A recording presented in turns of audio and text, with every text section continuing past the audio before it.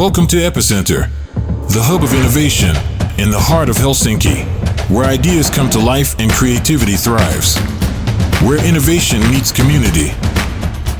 Get ready to learn, network, and make an impact. Let's go.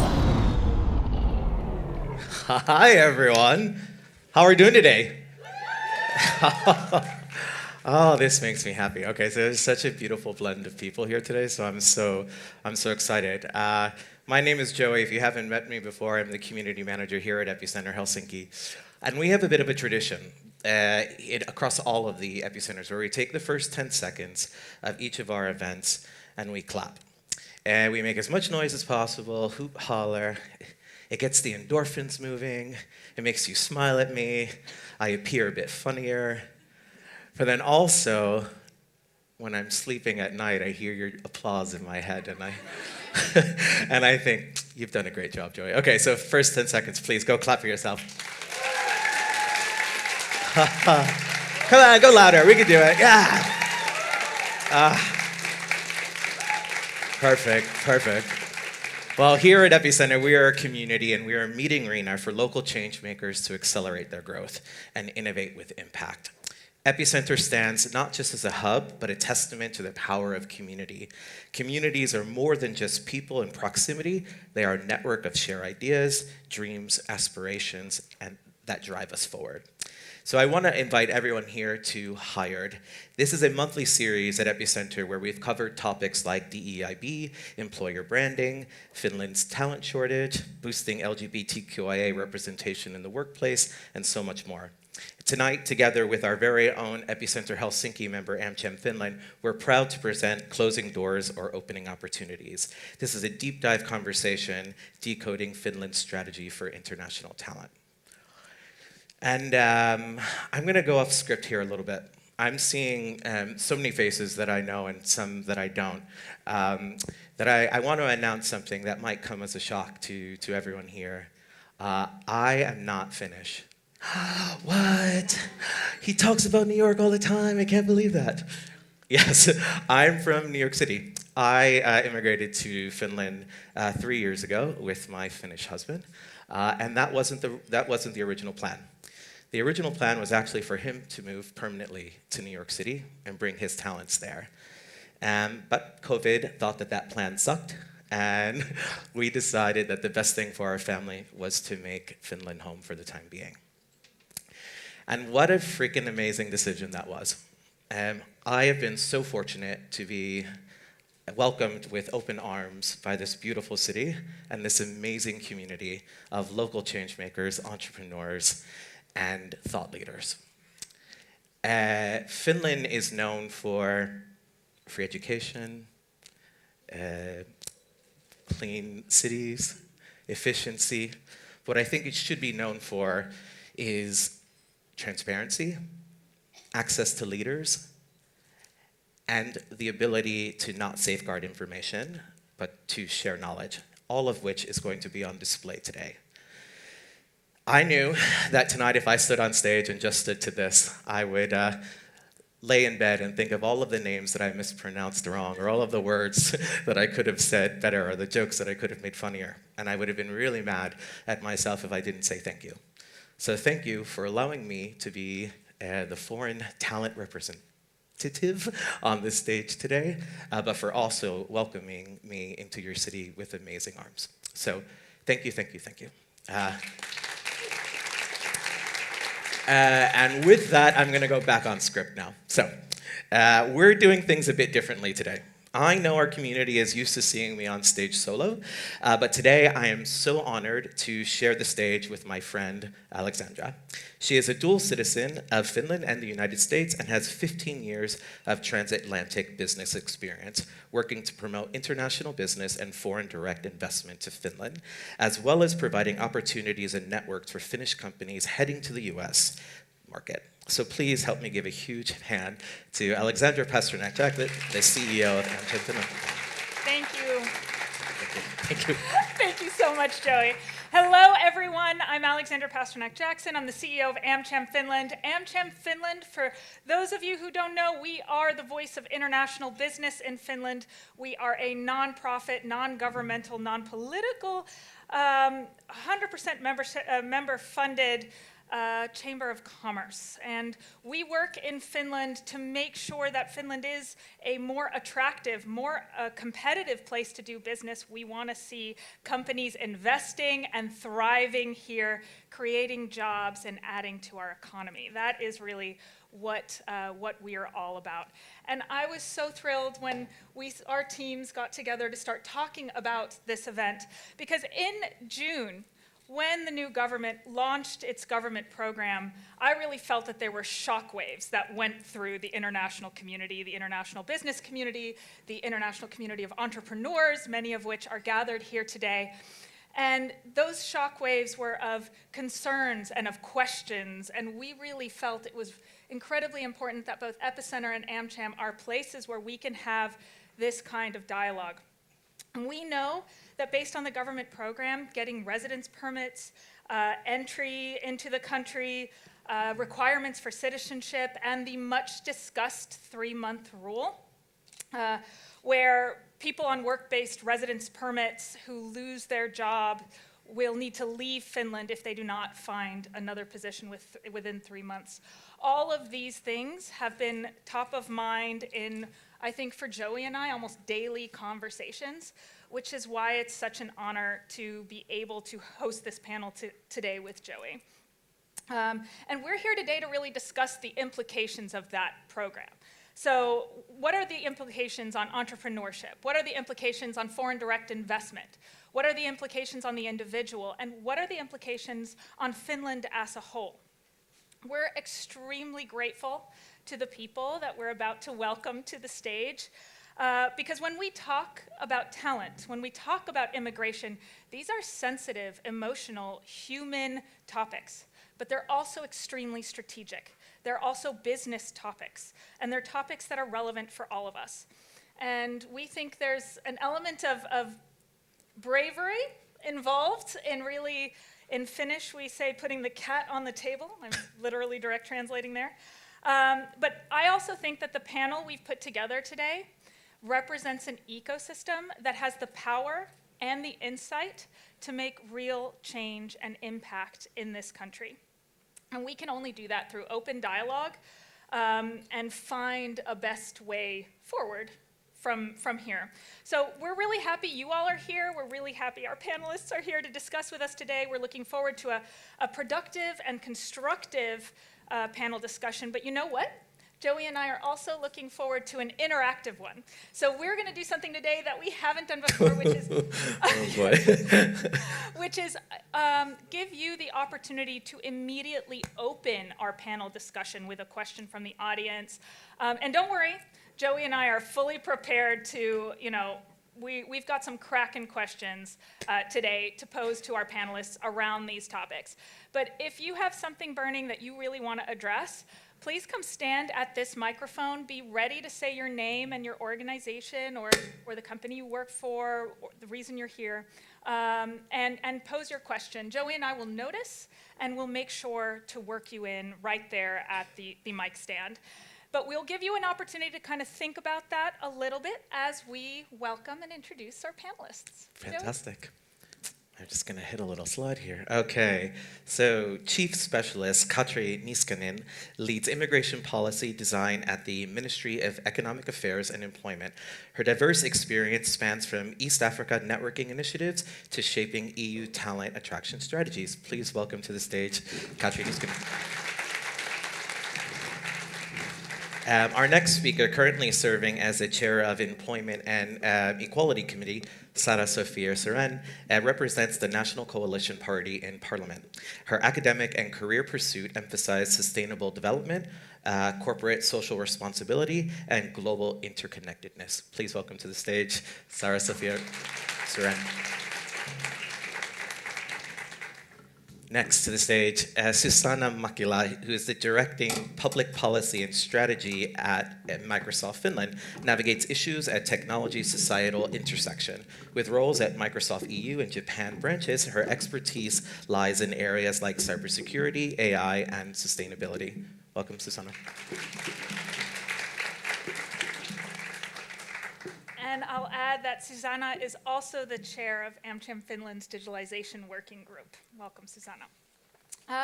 Helsinkian Ted Apter, with degrees in law and EU politics, is the special advisor in industrial policy at Suomen Ekonomit.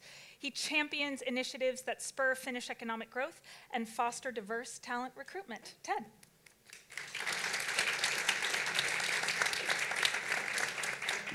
And last but certainly not least is Youssef, the chief economist for the Finnish startup community. He's also pursuing a PhD at the University of Jyväskylä, and his background includes roles at public welfare unions, the Ministry of Finance, and Statistics Finland. Welcome.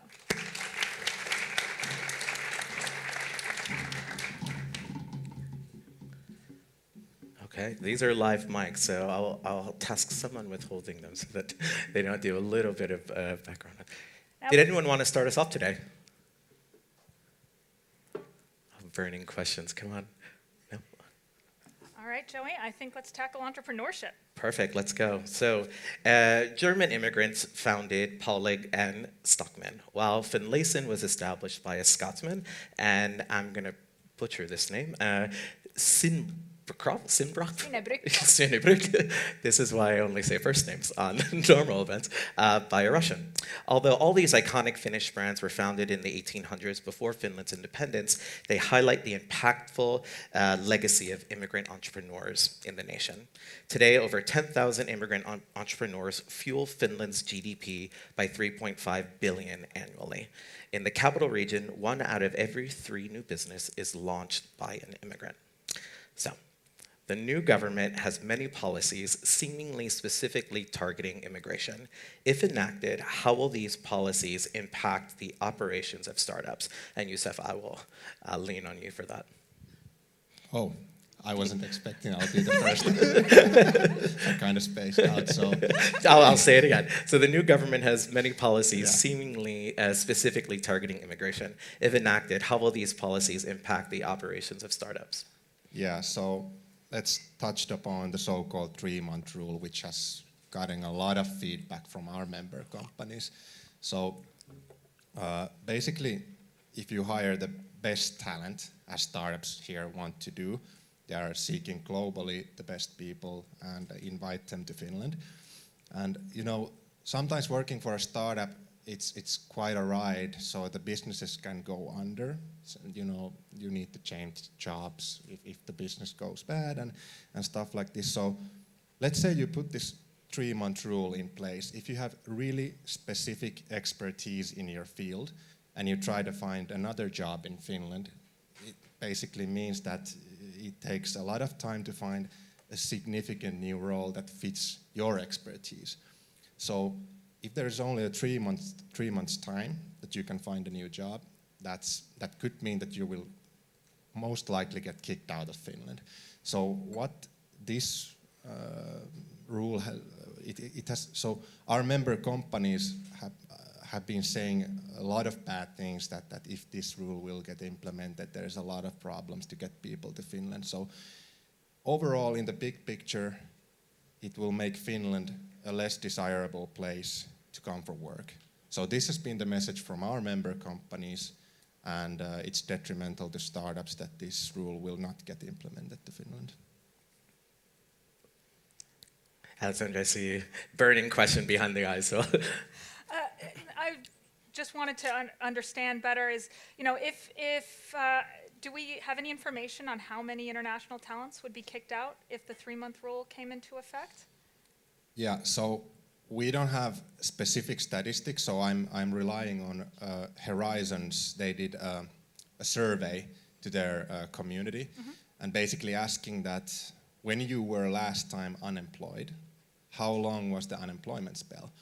And I believe over 50% of the respondents, I think there was a little bit over 200 respondents in total, so a little bit over half said that it took over 3 months to get a new job. So basically, if we think that this would happen in a larger scale, it would mean that half of the immigrant workforce, special advisors and other workers, would get kicked out of Finland if this rule would get implemented, as it said in the current governmental program. So very problematic. Half is quite a large number.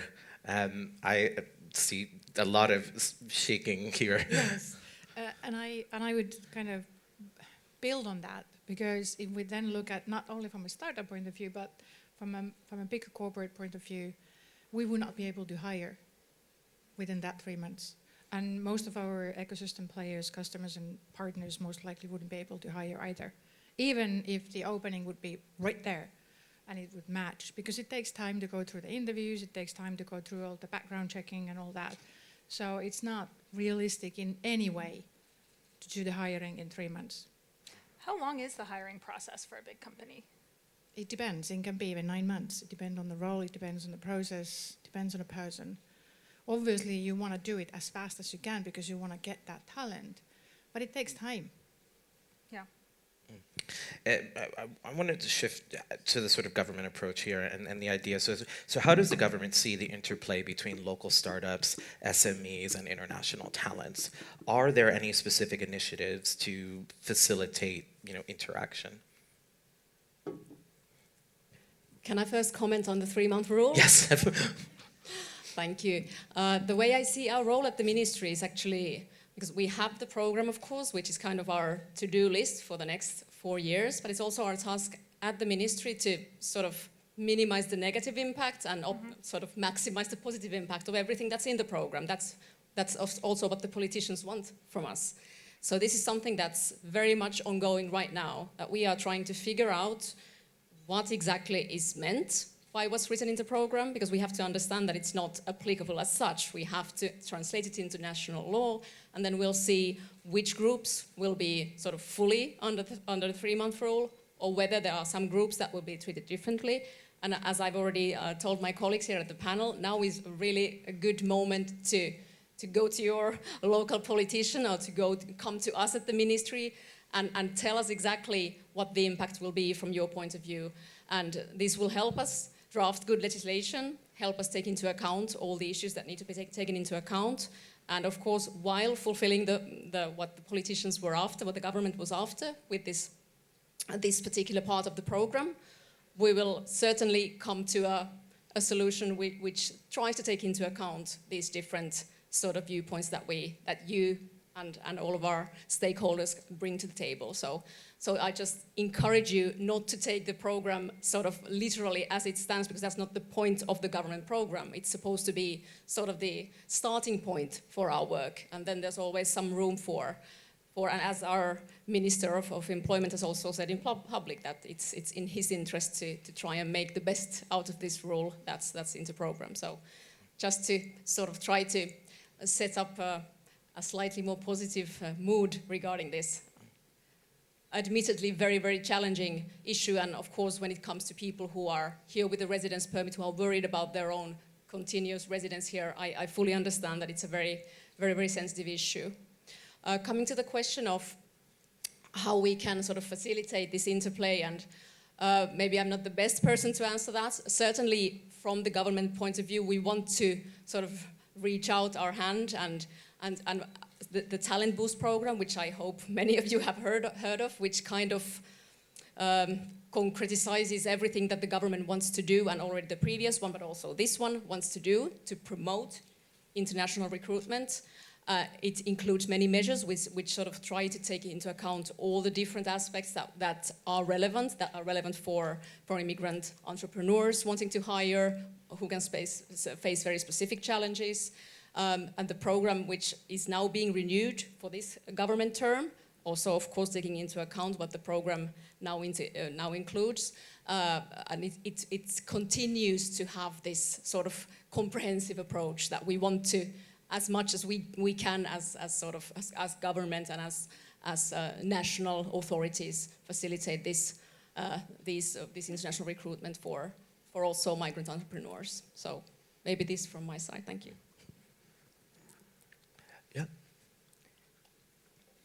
Hey everybody, my name is Mikka and I'm representing small, not really small, sorry, organization of foreign specialists in Finland, and talking about 3 months rule and surveys. We conducted a similar survey and we got responses from 651 people, individuals in our community. And in our data, it clearly shows 61 of all respondents surveyed who live in Finland on a work-based residence permit and had experienced a period of unemployment would not have found a new employment within this proposed 3 months period, so 61%. And another shocking percent is 69.5% of surveyed specialists would consider leaving Finland if the new policies came into effect in their current form.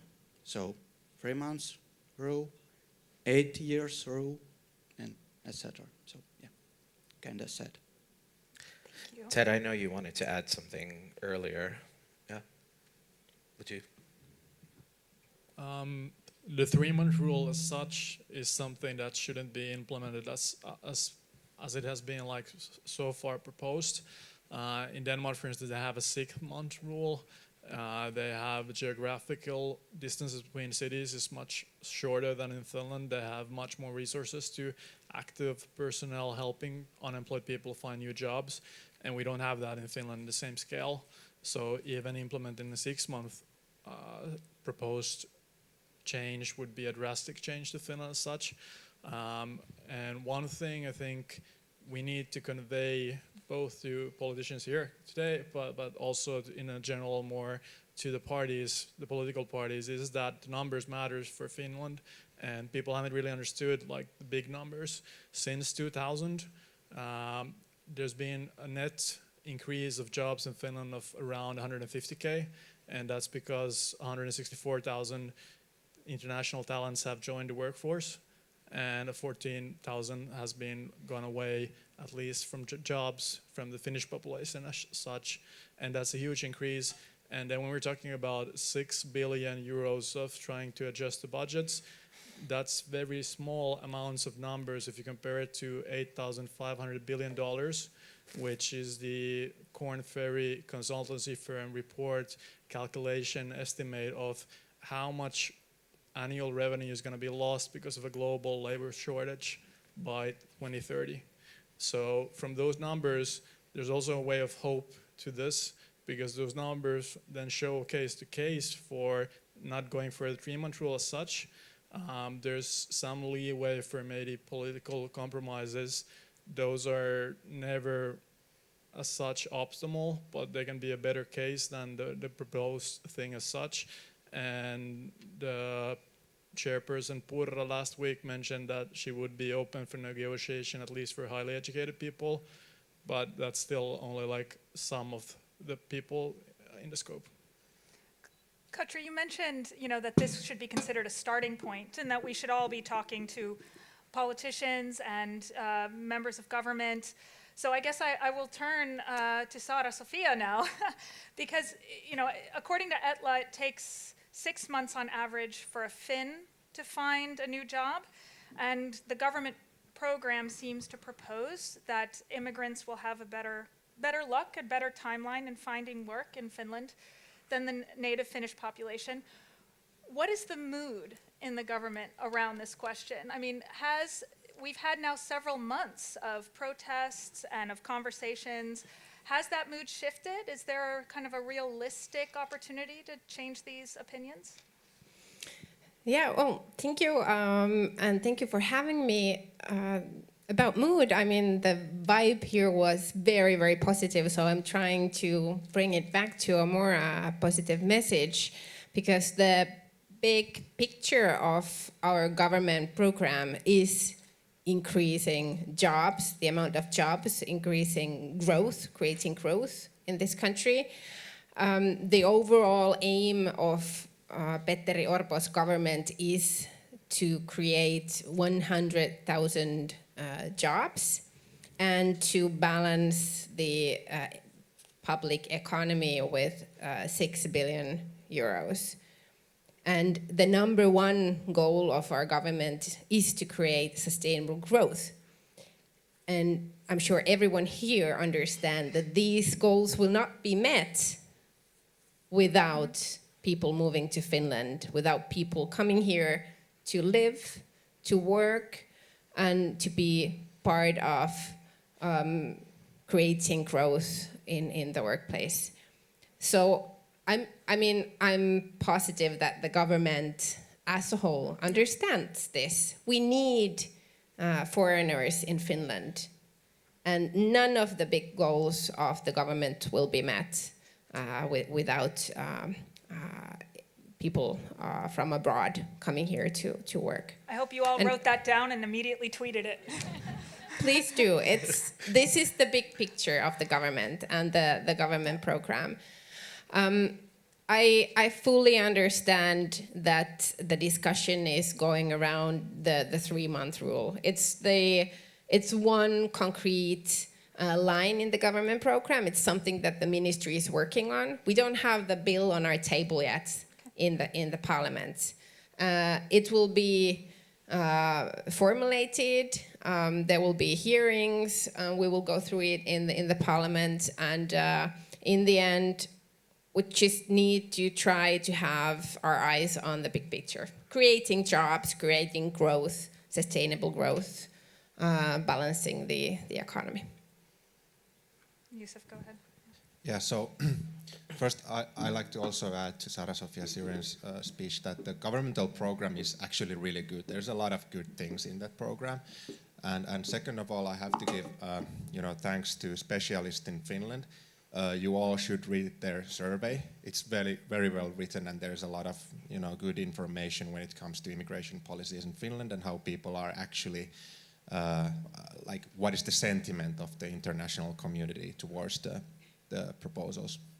So a little bit more about the governmental program and the idea of generating more growth in Finland. So there's this parliamentary group who's working with the R&D investments in Finland. So currently the public investments to R&D in Finland is increasing a lot. I think like 260 million yearly on top of all the previous amounts that have been invested. So that's really good. But the thing is that so if we talk about output, or what we are going to see on the top line, so the GDP growth, it comes as a function of labor and capital. So right now we have secured the capital from the governmental side, but we haven't secured the labor.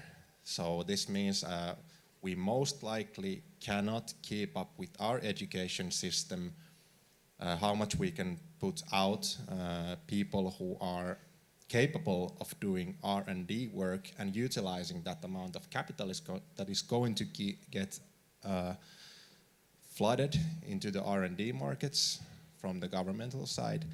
So it means basically that if we push out even a couple of hundred people who are working in the R&D sector who are immigrants, it means that the investments will be made in vain, because without labor, capital cannot be used, and without capital, labor cannot produce anything.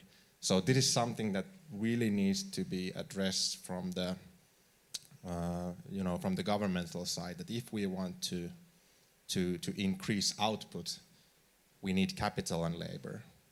And that's what I wanted to say.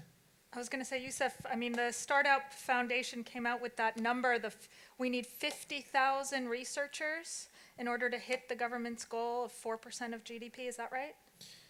Yeah, that sounds about right. So basically what we did, it's a really simple Excel calculation. It's nothing fancy. So we looked at from the Statistics Finland. So when we make R&D investments, how much of those investments are basically labor expenses and how much is capital expenses basically. So it's, I think 55% or something is going to labor expenses. So with that number, we can actually figure out and by using the finance ministry's GDP estimates for the coming decade, we can actually estimate on how much we need new people who are going to work in R&D sector. So it was easy calculation, but we need a lot of those people. This panel already mentioned highly skilled labor, Riikka Purra changing kind of tack on highly skilled labor. How is the government program making Finland more attractive for specialists that come in, for the people that perhaps Microsoft needs to hire or that are members of Suomen Ekonomit?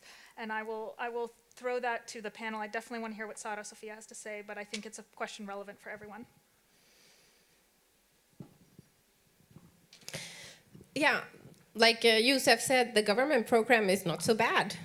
It has a lot of good things in it, and it really underlines the importance of labor from abroad, employment, immigration. We need it, and there are a lot of specifics. Maybe Katri has more detailed information on what is being worked on within the ministry at the moment. Again, the big picture, we want to make Finland more welcoming in terms of both people and investments, like mentioned. And it's a lot about what kind of environment our country is. There's a lot of points regarding the environment for investments in the country. We want to make it faster.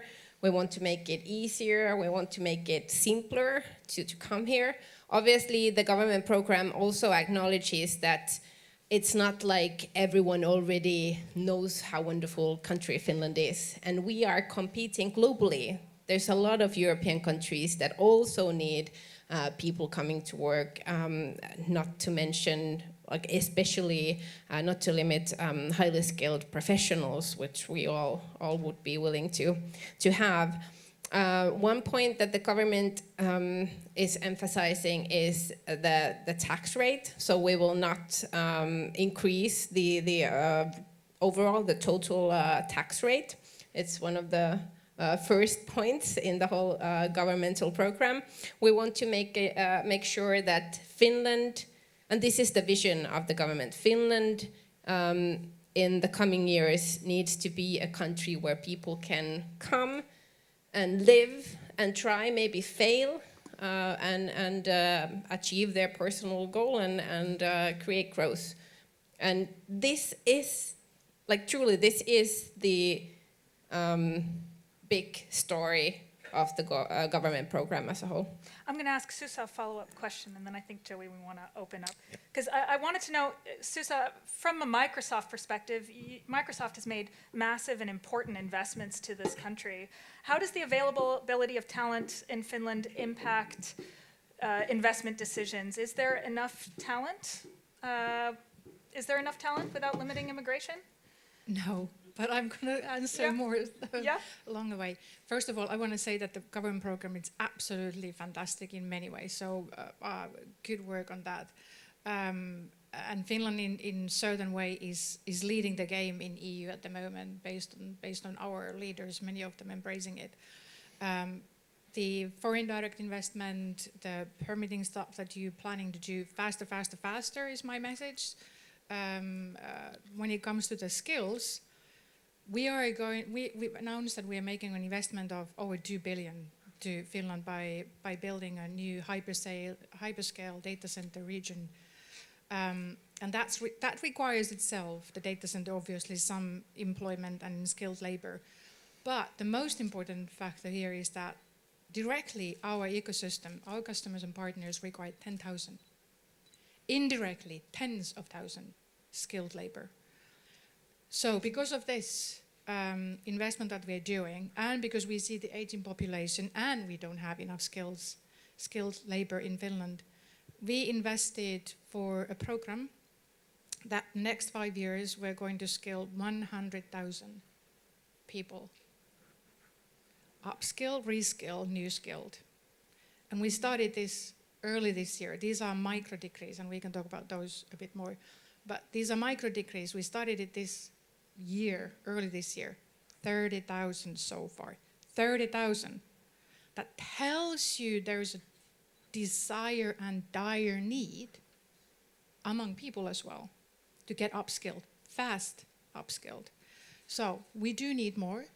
And in order to really utilize this over 2 billion investment, we need that. Our customers need that. Our partners need that. Otherwise, we are not able to utilize it. But I'm positive in mind, and I have an optimistic approach that I really hope and I do believe that the current government is pragmatic. And they want these investments and will find a way how to solve this 3-month issue to be something else. That's my humble ask. Because even today, SD Works came out with a study in Helsingin Sanomat that said 53% of Finnish companies cannot find the labor they need. And in Amcham Finland and Business Finland's Finland as a Business Location Barometer that came out earlier this year, 86% of multinationals cannot find the labor they need. It's great to see private sector solutions.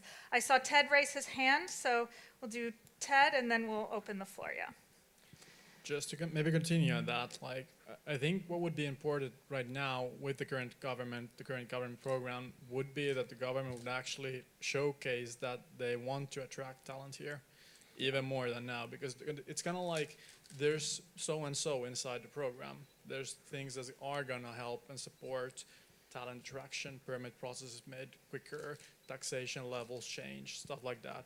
And then again, like there's nothing against it that, for instance, the government could launch some kind of a retaining strategy, more comprehensive, that's written inside. I know there's like a detail level thing, but if it would be a bit bigger, then we can like showcase, okay, this is something we want to convey as a message of hope. And then you could take along the current stakeholders and the new ones and try to do something which would actually like showcase this is something that we want to double down on. Then there are questions that certain political parties have as their like core interests, but there's also like a confusement at the moment. What actually are the aims of, for instance, the Finns party, and why do they want certain things? And I think even there could be find better compromises than the current government program has. And if that would be the case, then we would kind of like open up for even more investments. And I like the Microsoft case because it kind of like showcases that we have a need for more workers if we want to get more investments. And Professor Antti Kauhanen in an event last week, he prognosed or showed an estimation that if we would have a baseline of net migration 29K per year, then we would get 40% more investments to Finland by 2070 and 35% more by 2060. So it's kind of like the bigger picture of everybody to make the system work for everyone. Thank you, Ted. Hi, I'm Shreyas. My background is that I lost work at the end of April and my residence permit was set to expire in July. So in essence, have lived the 3-month rule before. I actually was able to come out victorious because of a program from Talent Boost called Alter Executive Education FEC. I know you would have heard of it. But anyway, I know that I have been in a stage of fight or flight or like anxiety throughout the 3 months that I was supposed to find work, especially because July was also included there. But my thinking is that the immigration policies are here because of an ideological perspective. And I feel like there is not enough representation of immigrants in the lobbying organizations, both political or non-political, from an immigrant's perspective. And that is why these policies came to be, or these policies are still in place, even though there are many like demonstrations that have been throughout the summer. So I want to ask, like, are there any initiatives already in place to get better representation of international voices inside both political and non-political lobbying organizations, you know, like Talent Boost and the government. So I want to know what there are existing initiatives and how we can do this better, how we can make better initiatives like this to attract international voices in these lobbying initiatives. Thank you. That's an excellent question. I've jotted it down. I see a long line forming. So let's take 2 or 3 questions at a time, and then we can tackle it. And think about, are there any places right now, politically or in unofficial lobbying groups, where there are more international voices? Please go ahead. Thanks for the opportunity to ask directly afterwards, because I think my question is quite fitting. Saara-Sofia, you said that there will be soon hearing about the new policies, about the 3 months, etc. And I learned recently that there's only a possibility for people to, be heard in hearings in the Finnish parliament in Finnish and Swedish. So what would it take? Because it's about the people and their stories, right? So what would it take that also other languages are allowed to be heard in front of the parliament? What was your name, ma'am? Verena Rentrop. Thank you very much. We'll take one more, and then we'll tackle all 3 at once. Hi, I'm Ava. I would like to address the question of the recruitment bias in companies, because if we're going to raise this standard, like if locals take 6 months to get a job and a foreigner is then expected to do twice better, then did we look into how bad the recruitment bias is with not just with the surname, and they're using basically the Finnish language as kind of like a smokescreen for their discrimination and prejudice, but also multiply reported in Ile and Sanomat. It directly affects like women of color, basically women of immigrant background with PhDs, top talent, what may. So the facts and the data don't align with the proposed strategy. And why? Who created this? And what was their baseline? Thank you so much. What I'm hearing from all of these questions and what they all have in common is that the people that are most directly affected by this policy making, who contribute tremendously to our economy and to our economic growth, aren't being heard. So we have 3 questions from our audience right now. Where are the organizations that are talking to TEM or to the politicians that have international voices? What would it take for more initiatives like this to be heard in English or possibly in other languages? And any reflections on the issue of bias or mindset change that is perhaps needed in this country to change the course that we're at? Who wants to go first? Youssef has his hand up right away, then Ted. Yeah, so my answer is maybe to the first question or the first 2 questions. It's about the language or the language barrier, basically, so why the people don't get heard who are actually affected by the policy. So in the Finnish startup community, for example, we have a lot of member companies who work basically with only English language. We have also founders as members who are not from Finland, who speak only English. And when we started our operations 2 years ago, our member companies wanted that when we meet politicians, we would only use English language.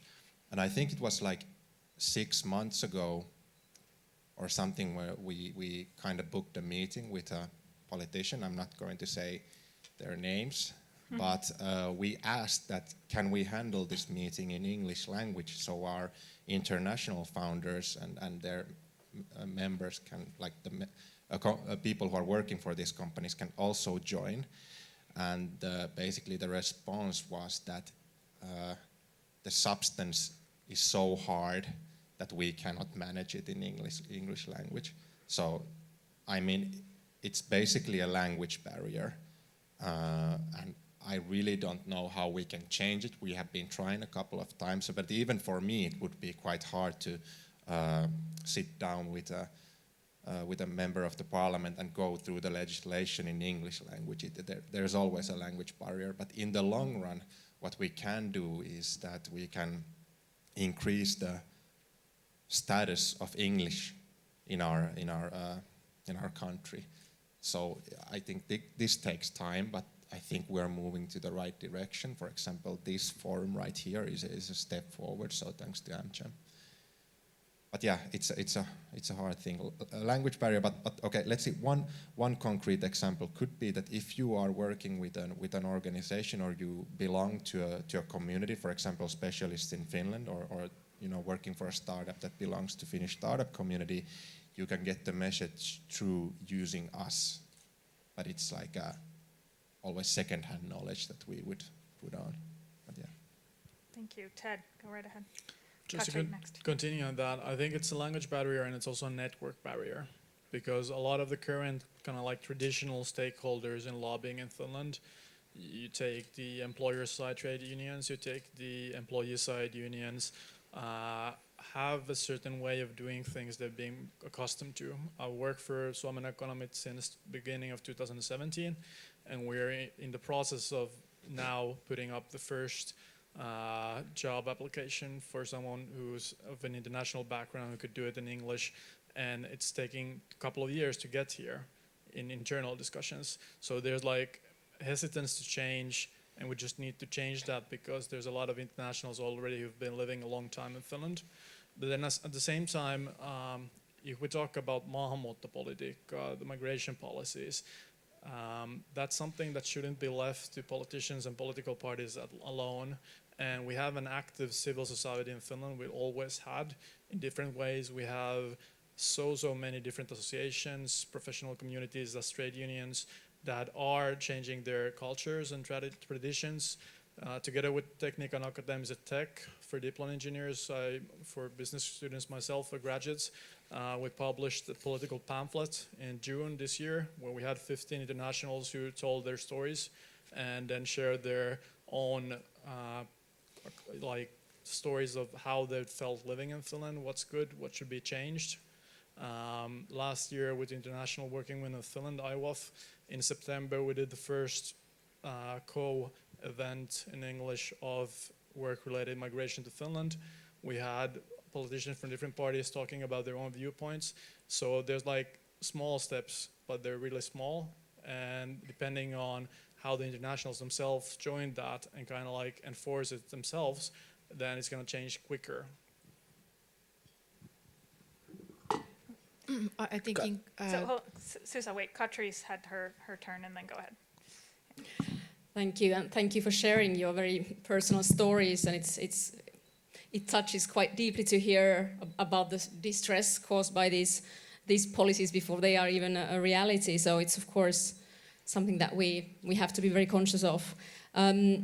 What colleagues already said about the inclusion and the sort of the importance of hearing all of your voices is something that I want to echo, but maybe to mention a few details about indeed how we are trying to change this paradigm a bit with the Talent Boost program, because it's basically all about acknowledging that the government or state actors cannot do much by themselves in this issue of international talent and how to make them want to come here and want to stay here and flourish here. So it's all about the network. It's about the network of, first of all, authorities, which is already a task in itself, but then to include municipalities, to include the companies, to include higher education institutions, to include all of here who need to make an impact in our society so that people can feel safe here and feel welcomed here. What we are, I think, taking small steps towards a more inclusive debate. For instance, we have in English once a month a thing called Talent Boost Newsroom, which is about sharing information about government work, but also the work of the network regarding Talent Boost. We have that indeed in English. What we are now preparing based on the government program is a sort of compilation of what has been studied in recent years concerning retention power in Finland, because I think retention is probably one of the areas where we cannot know much without asking the immigrant population here what actually makes them stay or not stay.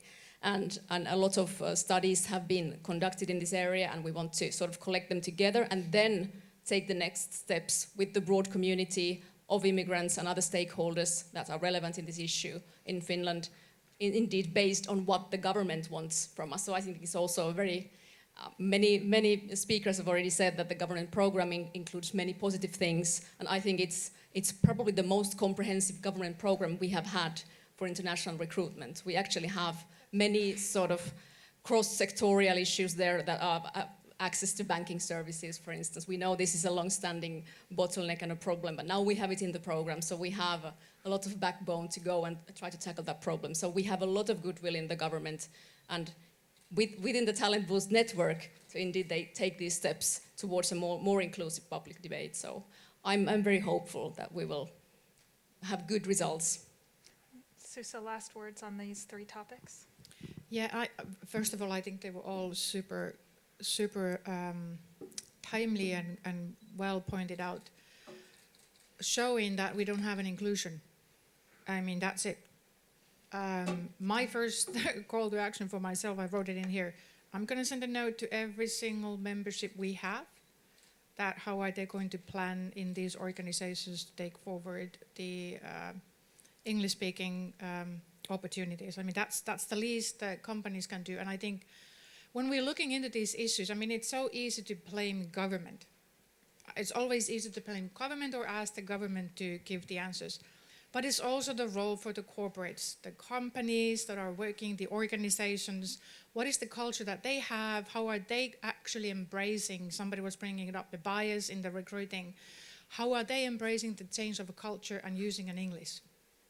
They, us, need to do that work as well. We can't expect somebody to fix that for us. We need to do that. So that's our kind of call to action. But I think this having people in the hearings, I'm sure, Sofia, we can have an interpreter in this meeting. So there's a solution.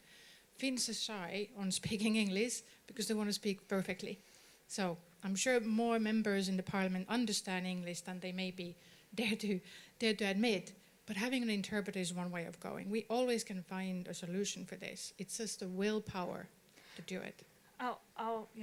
So go ahead. I was going to say, I'll also add that Amcham has been around since 2005, and we've been advocating in English, successfully getting our recommendations into government programs, many of which are in there now. Thank you very much. We really want you to move fast on the permitting, for example. But many of which are there, and you can always have discussions in English. It is really those legislative items that Youssef was referring to that are copy-paste. We provide everything in both languages. And it's one of the reasons we've been the voice of international business, because international executives that work for our members need a place to share best practices and to talk about these issues. And so, we host roundtables where international executives can talk also on behalf of their employees. Now, this is, of course, for larger scale companies, but one of the core tenets of both Epicenter and Amcham is the sharing of best practices. And one of the things that this country, I think all of us can do better at, is making sure that international companies are foreign investors to Finland, which, by the way, though they're only 1% of all of our companies, they represent 20% of the private sector workforce. About a third of our exports from Finland, and over a third of R&D investments into Finland come from foreign direct investors to Finland companies like Microsoft. And so getting more of those companies together with the Finnish companies to talk about these issues very openly, how do we tackle them globally, will help Finnish companies also grow their exports and internationalize. Yeah. Go ahead, sorry, I had to. Well, you guys surely know Finland is a country that has not had that much immigration in the past. So when someone asked if we can see the need to change in mindset, yeah, for sure. That's the whole thing. Like, we need to think differently. We need the change to happen to, save the country, because we need the growth. We need to balance the economy. And therefore, we need people to come here and work. And this also goes to the language question. You can see it everywhere. Like, regarding immigration, in 2015, we had a crisis in Finland, an immigration crisis, because 15,000 people came to Finland from abroad. And now we know that we need a lot more. I mean, it's simple maths. So it is a change in the mindset. And I think it's happening because the government is pragmatic. Most of the politicians in the parliament are pragmatic in the end. So when we have the facts, we tend to try to make pragmatic decisions. Regarding the language being used in the parliament, I mean, I can promise you this. I don't know where you are, but I am the chair of the committee that is working on these specific bills when we have them in the parliament sometime next year. We'll find a way to have English-speaking people participate in the hearings when we select the organizations that are being heard. I mean, we'll make it. Yeah, I have a question because so much of, when the proposal came out, there was this sort of ripple effect of what does this mean for global perception of Finland, right? Especially when attracting and retaining foreign talent. And so what is the outlook in investing in Finland if attracting and retaining talent becomes a bit more difficult? How are we going to address that? And I still have very many, friends in New York who look at Finland as the upper echelon of education and happiness, right? That has been presented in such a beautiful way. So whoever came up with that marketing campaign, tip of the hat, right? But what happens when that global shift changes, right? If there is this idea that Finland is no longer the happiest place, how does that affect? I'm going to answer the question, but it's going to take a round route. We're rather pragmatic in the end in Finland. We are kind of it takes us time to learn things, change things. Then when we see that we need to go somewhere else, that this direction is not good for us, then we're going to change the route at some point. And the demographic thing is one core reason why there's so much hope for international talent in Finland. Because just plain and simple, the Finns want more international talent to Finland. The numbers are just trending more and more positive. And I know the analog is hard, but for instance, the NATO membership change was drastic and quick. This, with international talent, it's been a bit slower, but it's a lot over 50% and it's trending upward and upward. That Finns, as large, a majority of them the whole time want more international talent here. And they understand the need for that. And because of that, there's a will to change also. In the Foreign Direct Investment Forum a couple of weeks ago, there was this Brit who talked about the Finnish strengths, and one of the strengths was the level of English Finns have themselves. And that's something that we don't kind of highlight or something, but that's one of the core reasons also why it's more easier. It's kind of easier to change current corporate organization level structures on how we do things in the coffee rooms or wherever it is. And then the last part, the mindset of the Finns themselves is that if they kind of see a problem, they just want to solve it. And with the current government program, they're all also these problems they want to solve. So what we're going to do with that? Youssef.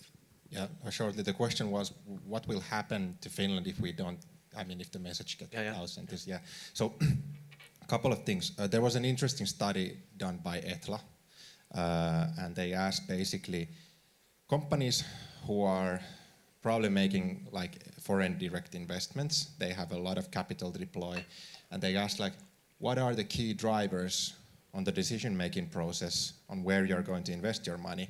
I don't remember the numbers, but the number one question is that, is there enough labor, skilled labor available in this place that we are going to make the investment? So that's thing number two. If we don't have enough labor, there's going to be less investments.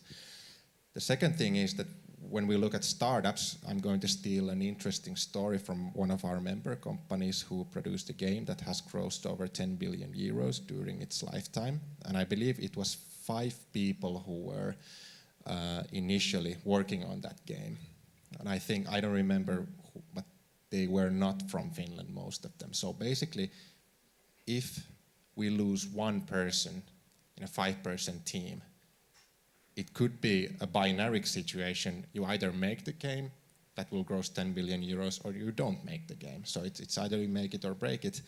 And even the impact of one person who could or could not come to Finland could be a big question when it comes to startup sector, and that could be a big question when it comes to the tax revenue for the government.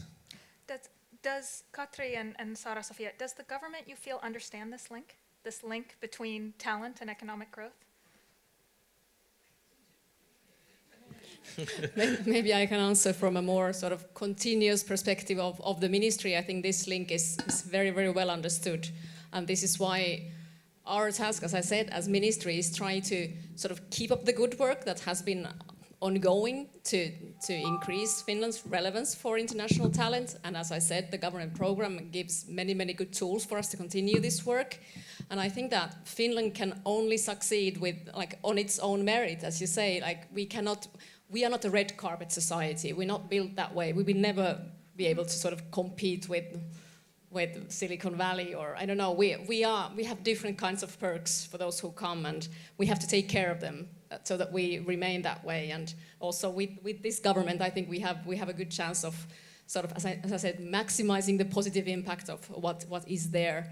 And I think also one of the good elements in the program is the focus on 4 key countries. I know that's also maybe something that some people find sort of problematic, but I think that the issue there is that we are acknowledging that Finland is a small country and we need to somehow pool our resources in order to be effective, efficient. So that's what we are trying to do, so to be relevant, at least in these countries, and then sort of building on good practices and all the good models that we build there and be more relevant globally. So that's one of the good elements of the program that I wanted to highlight. Who is messaging me? Joey's a popular man. Does that mean that we are running out of time? Well, I'll try to be brief. Yes, the government understands this very well.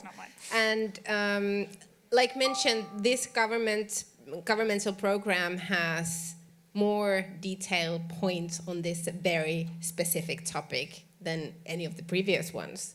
So yes, we do understand it. And please have a look at the other points that are there. For example, regarding skills, Finland is, the new government is, or the parliament is actually talking about the budget as we speak in the plenary. I was happy to escape. And this government is very strict on the budget because the goal is to balance the spending and the debt we have. But even though at this very difficult time, the government is adding a historic amount of money into education, R&D, research. There are also specific points in the government program facing education of immigrants, English study models, for example, education possibilities already prior to moving to Finland. Yes, the answer is yes. Excellent. I was going to say, and it's tremendous over the course of the last 10 years how much of English language education and continued learning has also grown in Finland, at least in the capital area. There's a significant shift, I think, which is helping this mindset. We've got a few questions. We're going to do the same thing. If we can keep it brief so we can fit 3 in, then we can tackle that. Please go ahead. Yeah, my question is also about retention. As I understand, the government will extend the amount of years you need to be in Finland to be able to become a Finnish citizen to 8 years, which seems really long. I mean, for example, from my own experience, I waited 4 or 5 years, and then I was able to become a Finnish citizen. I'm from a non-EU country. I'm from the US. So for me to have that stability of life was very important. And I think a lot of the workers that are coming from abroad, they are uprooting their families from non-EU countries, bringing them here, or they are growing families here. So then stability in the long term is really important.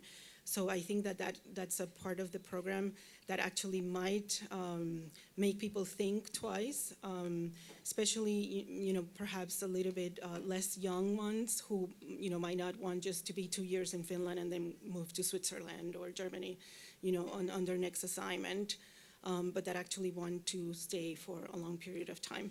And I think that we have to think about the old age pensions in Finland and how we will contribute to that. So that's my comment. That's a comment. Okay. And if you could, comment on that. All right. Thank you. Go ahead. Hey everybody, I'm Paul. I've been living in Finland, I guess, just a little bit over 20 years.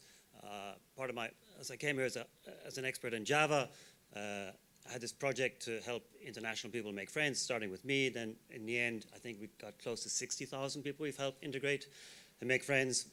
In the last 8 months, we've been building a new project called Talent Hive. And Talent Hive a little bit is like Talent Boost, but they try to build a community, an ecosystem around that. The point of Talent Hive is to try to help people integrate faster, to get jobs faster, but also to help international companies, Finnish companies that are international, how to find each other more quickly. The question to all of you, could you outline 1 or 2 points about how we could help matchmake more quickly the Finnish companies and the foreign talent? Thank you. Paul. All right, go ahead. Okay, so my name is Lavinia Husa, and I am representing Evershades Attorneys Limited, or I got the invitation here through them. However, myself, I am a lawyer by profession, and I've been wondering regarding this discussion about labor and workforce. This might be a bit like European Union centered, but it can be applied also to other countries. The way to increase prosperity in the internal market was to allow free movement of capital, free movement of goods, of services, of labor. And obviously, when we are talking about with third countries, we make all kinds of agreements with third countries in order to remove barriers to trade, etc. But myself, I have been living in Finland for over 10 years, and it seems to me like in Finland, the system discourages free movement of labor, even within the European Union, which is well-educated, ready educated, and ready to join the workforce. And then there's also, like in the European Union and also with other third countries through various conventions and agreements, the recognition of qualifications. And also with that, Finland has gone few steps backwards and requires extra procedures which are not required by the European Union or any other entity, but they were just made. So I'm just thinking that if Finland wants to grow, if Finland wants to increase prosperity, maybe it should also look into these barriers to increase of prosperity and free movement and so on. And also regarding the language issue, like Finland has differently from, for example, the UK or France, where there is a lot of foreign workforce. Finland has never had colonies, and of course, like, for example, workforce coming from India and big countries, have lots of like other skilled labor and so on. That's the advantage of those countries, but Finland just doesn't have those. So it's not possible for Finland to expect that, they have this luxury, because they don't. So they have to adapt to that. And Is there a question? My question is, like, what is the government going to do to remove even the barriers to free movement of workers, like that it has, like, out of its own free will imposed, because it wants to attract workers and it wants to increase its prosperity. So why is it creating these extra barriers on, for example, extra procedures for recognition of qualifications within the European Union and obviously from outside the European Union? Okay.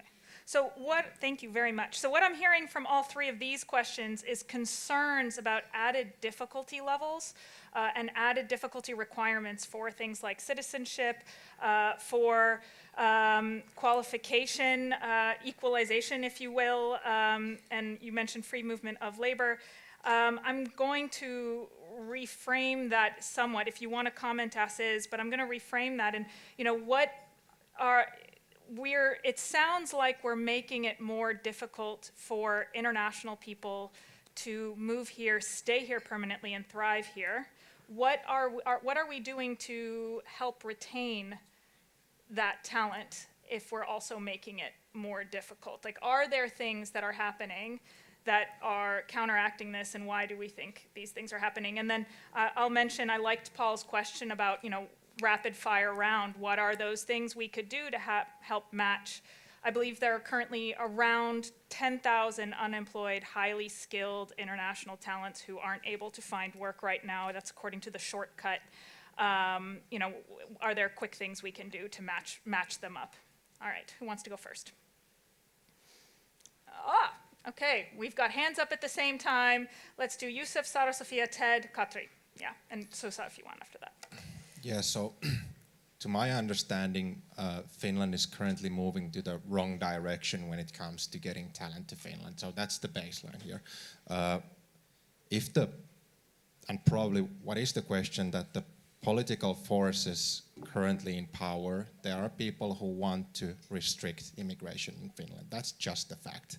And when we have to play around with this, these political forces, we have to come up with questions. So how can we make it less bad, or make some amends to those that political decision making? So my idea is, it's kind of bad to say this, but for example, when we look at Canada, they are doing this kind of selective immigration, and so if we really want to move as a country to this wrong direction when it comes to immigration, we should at least get those people on board who are highly skilled, are taxpayers, they have a high propensity to find job if they lose one.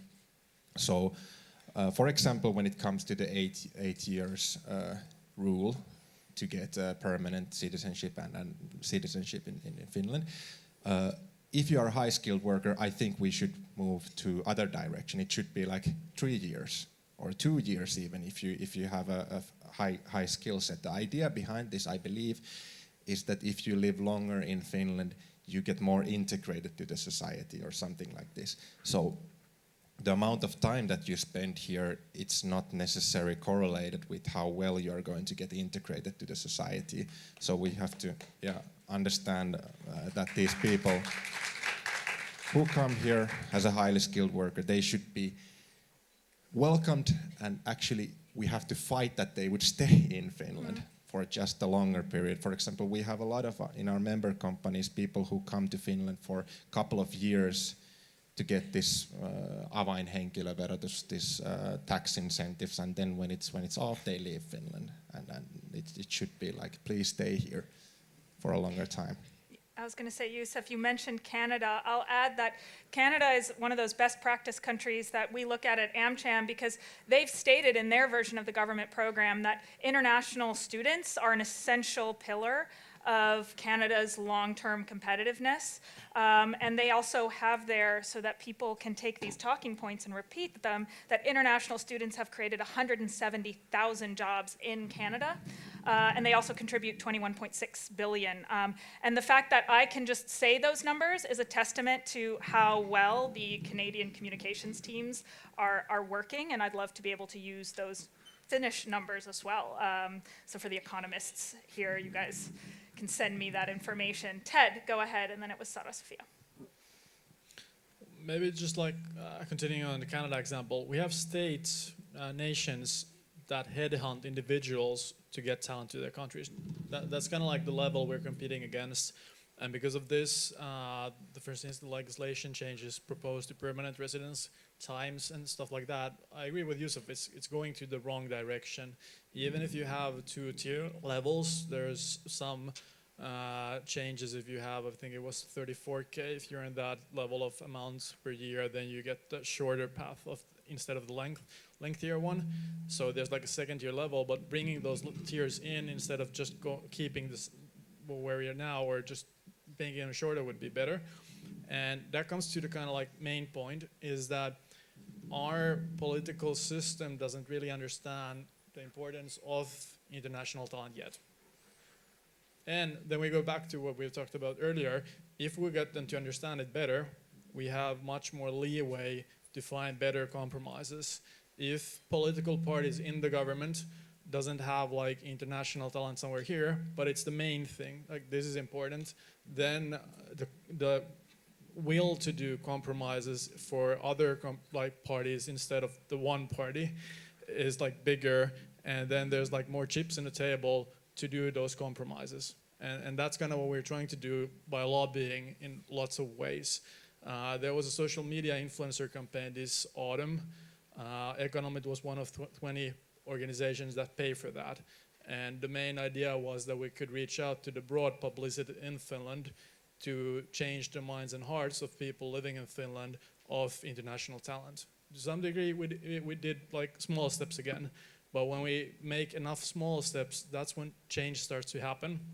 And I don't know if Saara-Sofia is going to love this, but I mean, as we are an active civil society, we would really need more demonstrations on the streets related to international talent matters, and a lot more written statements on why, for instance, the 3-month thing is not a good suggestion when the time is right.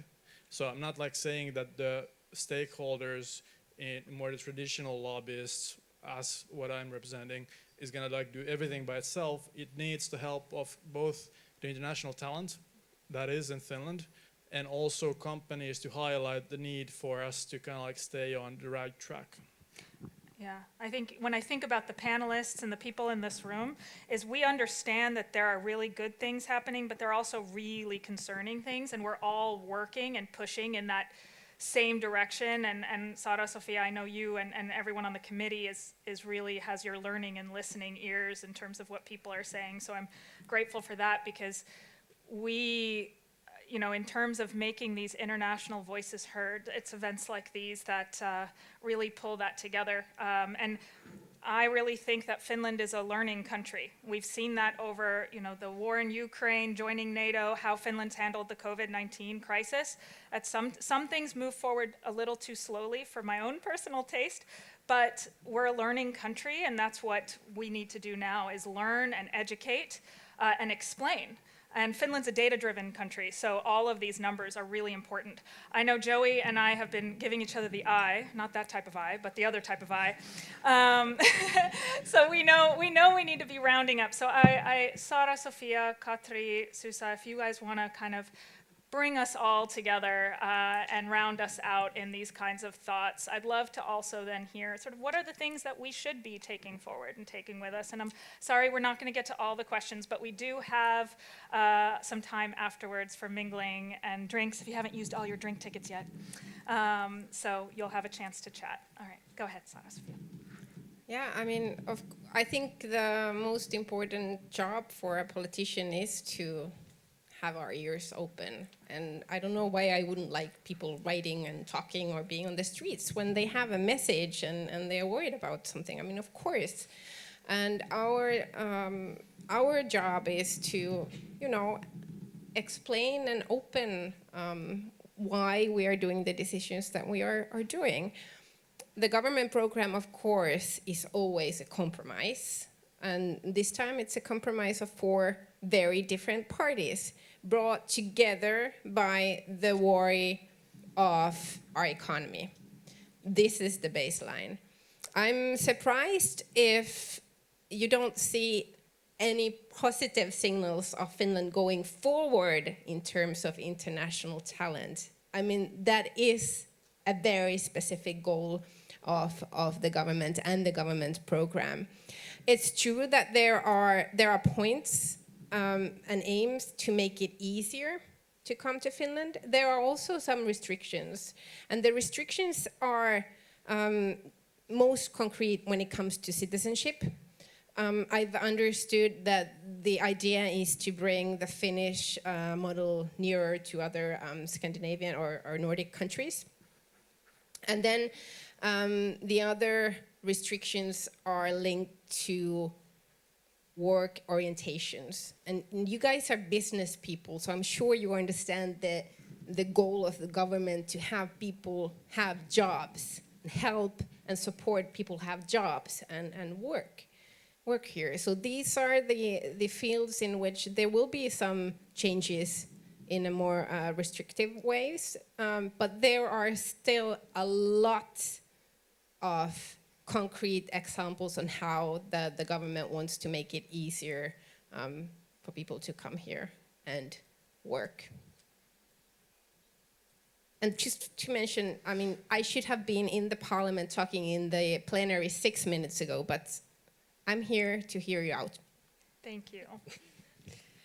I also have to say that I do have the same concerns as you do regarding some of the details of the program. I mean, regarding permanent residence and citizenship, definitely. And there's a risk of us sending a message that people are only welcome very conditionally, and it will be somehow put into question all the time.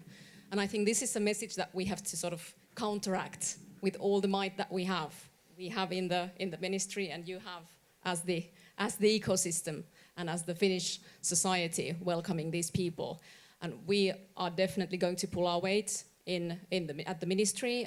We want to develop services for international talent who are either just gotten unemployed or just want to make progress in their career and move into another job. We need to recognize these people in our services much better than we do today. And we have to work with the companies, we have to work with the higher education institutions, how to reach the foreign students so that they can get integrated into our working life early on during their studies. So this is maybe the tip that I would give to the talent hive, that this is probably the lowest hanging fruit there is. It's not an easy task, it has appeared, but still this is something to be worked upon. But this is the work that we have ahead of us to counteract any of these negative messages that might be interpreted based on the government program. It's something that we take very seriously at the ministry, and I know you guys do as well. So thank you for today already. I'm the bearer of bad news because of time, We'll do Susanna. with Susanna, and then I just want to ask one rapid fire question, and we can all take our time here because we have a lot of brilliant minds here who are advocates for everything that we've talked about on stage today, and I would love to send them home with one talking point or 5 talking points that they can then talk with their peers and their colleagues. So. Susanna, if you would please add your opinion, and then we'll go rapid fire, and then there's a glass of champagne waiting for all of us. Okay, super. I'll try to be also fast. So one thing we haven't discussed, why we also need diverse talent, and I think it's really important we talk about diverse talent, not just foreign talent. AI. You want to do responsible AI. If you're a Finnish company, you look homogeneous, you're not going to do responsible AI. That's it. You need diverse talent to make sure you're not doing biased AI. So that's one thing. Really important for us as a society, for our ecosystem, in order for those organizations to thrive, not only nationally, but also internationally, so that you can actually have solutions and products that you can sell. That's really important. I also want to bring up the need for us to find ways in the education sector to really ensure that those talents that we have in Finland, whether they are national or foreign, that they actually all have opportunity to upskill and reskill. We really have to find faster, quicker, modular ways to make sure that opportunity exists for everyone. We have to make sure no one is left behind, because that's a critical element for Finland staying, as it is today, a safe country and happy country to live at. And then one thing I was brought up after the FDI event we had a few weeks ago, a Finn who had moved from abroad, had lived abroad for many, many years, how hard it was for him as a Finn moving back and find a job. How hard it is for somebody who's not a Finn. So we really have to find this cultural element, and that's where we have to make the call, not only to government, we really have to have every organization to embrace this. Government can't fix it on its own. We need everyone to look into this cultural aspect to find a way to really prosper in the future. We need all the talent. Finnish society needs all the talent, not just high talent. Since you have them, let's go. Since you have the mic, let's start. Let's start with you. What's your one huge? What's that? The one. One sentence. One only. sentence. What's the talking point that we should leave our audience with? Yeah, we'll start since you had the mic. Oh my God. Okay.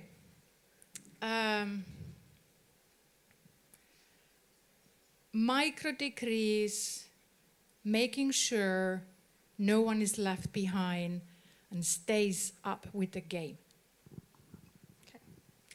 Saara-Sofia. Well, this is a sentence directly from the government program. In 2031, Finland will be the most interesting country in the world for investing and creating something new. The government program gives many tools for us to work towards a more attractive Finland. We are sharpening those tools and we invite you to use them with us. Youssef. Yeah, be ready when these governmental programs are, written in the law. There is a window of opportunity when you can say something about these legislations and the proposals. So, be ready.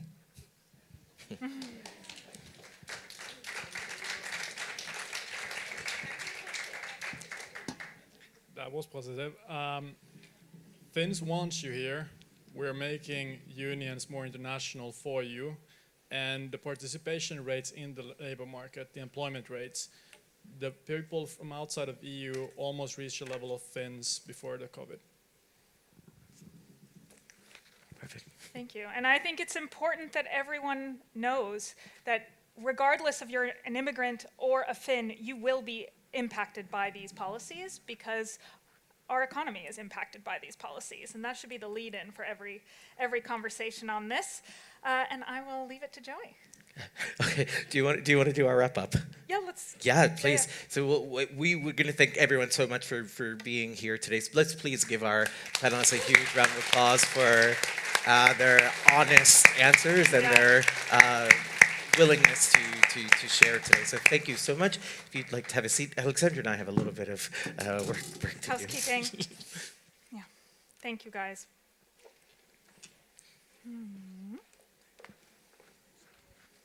want to go next? You want to? No, I think we'll. Yeah, sure. Yeah. All right, I can tell everyone's already heading over to the drink station. Joey and I would not be doing our jobs if we didn't point out, and I love that Susa led us into that with an AI event, that we're both community organizations and membership organizations, and we're actually doing another event together on November 14th, which is a leader's guide to AI, so that'll be another partnership with Joey and I on the stage, so I'm really looking forward to that. This is Amcham's event calendar, so for all of our Amcham members who are here today, I really want to point out to you that the Defense Industry Dialogue briefing with Tarja Jaakkola from the Ministry of Defense, who's the head of Defense Procurement, there is almost sold out, so if you want in on that, make sure you're in touch. Also, Amcham Celebrating Halloween, the Dark Future, worst case scenario planning, and building your resilience as a leader is something I want to look at. And then last is our Thanksgiving dinner celebration. We are raising money for Ronald McDonald House Charities and giving back. So if you are interested in helping us do that, it's a lot of fun. Please do come along. Joey. And as I mentioned at the beginning of this, we we are a community. We are a playground for local change makers. And on Halloween 2023, we are bringing a little bit of America Halloween here with a hack-a-lantern. So this is a 60-minute event where we want to band together with your team to confront your most daunting fears as an entrepreneur. We'll deep dive innovative channels to solving these fears in the spirit of Halloween. And there is also a costume contest. So I gave my costume away yesterday, but you might see a little Freddie Mercury happening. Yeah. So that's open again for all of our members and our community as well. And just as Alexandra mentioned, we're doing an initiative here for the first time called AI Week, where we really want to take a venture into the captivating world of artificial intelligence. So we're going to have sessions, talks on November 9th. We're looking at practical AI. So this is the here and the now. So navigating cutting edge tech to grasping its profound effects. November 13th is AI for Humanity.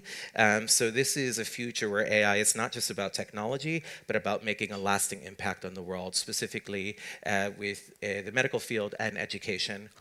November 14th, we're working together with Amcham at a look into AI's transformative potential to discern the real from the hype and strategize for your business's future.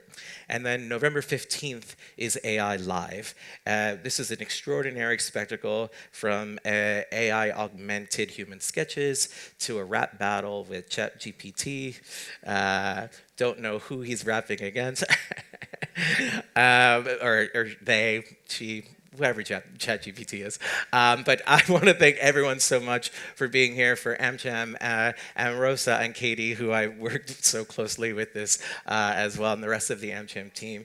They're the perfect members, so we're so happy that we can share the stage together. Thank you all so much for being here. We're going to pump up the music. A huge part of both of our events is the networking side, so please stay, network. Food will be passed, and if you need help breaking into a conversation, I'm your guy. Welcome.